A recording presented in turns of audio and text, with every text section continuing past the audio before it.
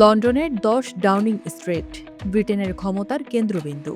যে ভবনে একসময় উইনস্টন চার্চিল ৯ বছর কিংবা আয়রন লেডি মার্গারেট থ্যাচার একটানা ১২ বছর রাজত্ব করেছেন, সেখানে এখন প্রধানমন্ত্রীর আসনটা যেন হয়ে দাঁড়িয়েছে মিউজিক্যাল চেয়ার।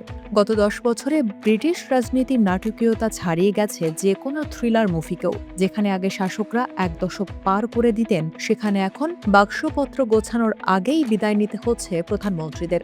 কেন এই অস্থিরতা? কেন গ্রেট ব্রিটেন আজ রাজনৈতিকভাবে এত টালমাটাল? আজ আমরা জানব ডাউনিং স্ট্রিটের সেই রিভলভিং ডোর বা ঘূর্ণায়মান দরজার নেপথ্যের কাহিনী। প্রথমেই বুঝতে হবে সিস্টেমটা। যুক্তরাষ্ট্রে যেমন ভোটাররা সরাসরি প্রেসিডেন্ট নির্বাচন করেন, ব্রিটেনে কিন্তু তেমনটা হয় না। ভোটাররা মূলত তাদের এলাকার সংসদ সদস্য বা এমপি নির্বাচন করেন। যে দল সংখ্যাগরিষ্ঠতা পায়, সেই দলের নেতাই হন প্রধানমন্ত্রী।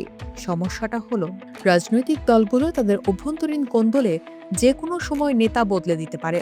যদি দলের মেজরিটি মেম্বার মনে করেন নেতা ঠিকঠাক কাজ করছেন না, তবে সাধারণ নির্বাচন ছাড়াই তাকে সরিয়ে দেওয়া যায়। আর এই সুযোগটাই গত এক দশকে ব্রিটেনকে অস্থির করে তুলেছে।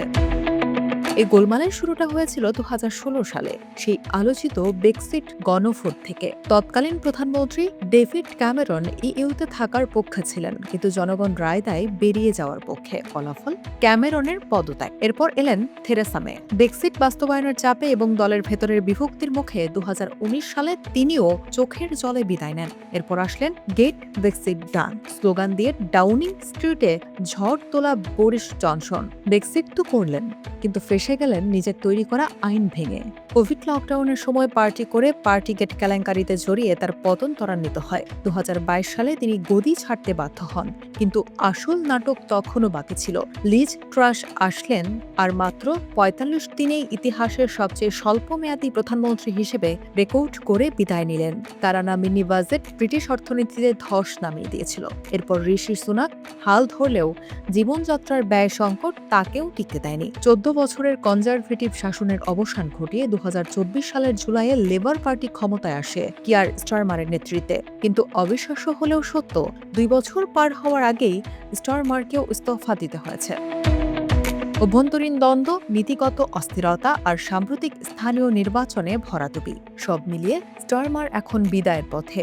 ডাউনিং স্ট্রিটের সামনে দাঁড়িয়ে ধরা গলায় স্টারমার যখন পদত্যাগের ঘোষণা দিচ্ছিলেন, তখন ফুটে উঠেছিল এক ব্যর্থতার গ্লানি। তিনি জানিয়েছেন, আগামী সেপ্টেম্বরের মধ্যে নতুন নেতা নির্বাচন না হওয়া পর্যন্ত তিনি দায়িত্বে থাকবেন। প্রশ্ন উঠেছে, এরপর কে? অ্যান্ডি বার্নহ্যাম কি পারবেন এই অস্থিরতা থামাতে, নাকি নাইজেল ফারাজের মতো ডানপন্থী নেতারা মূলধারার রাজনীতিতে এসে সব সমীকরণ বদলে দিবেন? বিশেষজ্ঞরা বলছেন, ২০১৬ সালের পর থেকে ব্রিটিশ জনগণ বারবার পরিবর্তনের জন্য ভোট দিচ্ছে, কিন্তু কাঙ্ক্ষিত স্থিতি আর ফিরে আসছে না।